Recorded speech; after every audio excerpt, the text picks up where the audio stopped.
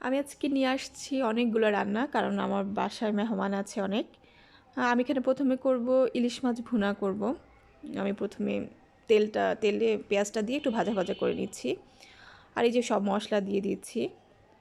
আসলে মেহমান বাসায় থাকলে একটা উৎসব উৎসব লাগে, রান্নাবান্না সব কিছু মিলিয়ে। তো আমি এখানে টমেটো দিয়ে ইলিশ মাছটা দিয়ে দিয়েছি। ইলিশ মাছটা একটু কষিয়ে নিব এখন। আসলে এক একজনের রান্নার হাতের জোশ এক এক রকম। আর এদিকে আমি বসিয়ে দিয়েছি গরুর কলিজা ভুনা করব। এখানে আমি তেলের মধ্যে তেজপাতা, এলাচ, দারচিনি দিয়ে পেঁয়াজটা একটু ভাজা ভাজা করে নিব। আর এখানে সব মশলা দিয়ে দিচ্ছি। আমরা মাংস জাতীয় খাবার, আমরা একটু আদাটা বেশি খাই, এই যে আদা দিচ্ছি।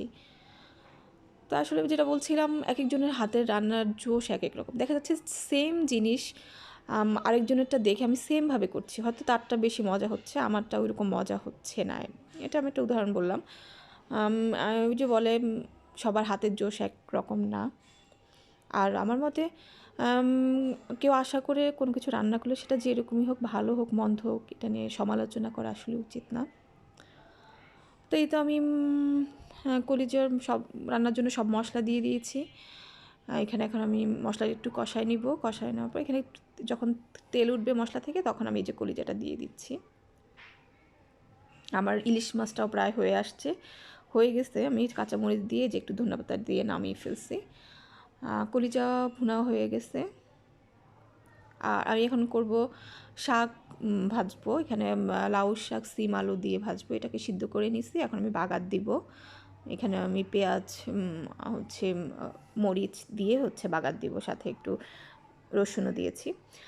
আর এটা আমার খুব পছন্দের একটা খাবার, শীতের দিনের কই মাছ দিয়ে। আমাদের অঞ্চলে একটা আলু হয় মাটির নিচে বড়, সেই আলু দিয়ে আমার খুব পছন্দ হয়। এটাকে আমি এখন বাগার দিয়ে নিব, যেটা আমি ফেলো বাগার দিয়ে।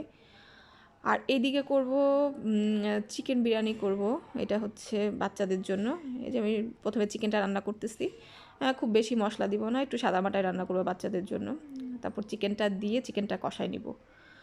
কষানো শেষ, আমি টক দই দিয়ে একটু টমেটো সস দিয়ে দিলাম। আর হয়ে আসার আগে দিয়ে একটু চিনি দিলাম।